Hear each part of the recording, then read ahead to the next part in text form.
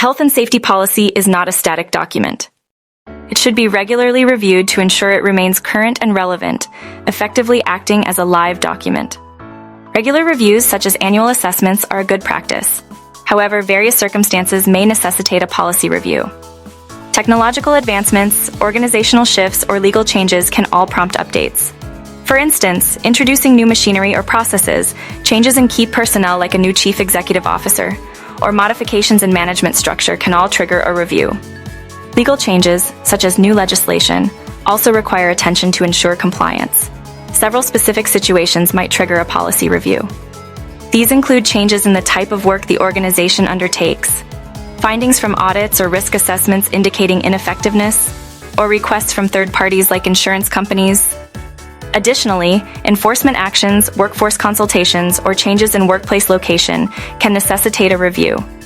Lastly, simply the passage of time, such as an annual review, ensures the policy remains effective and aligned with current practices and regulations.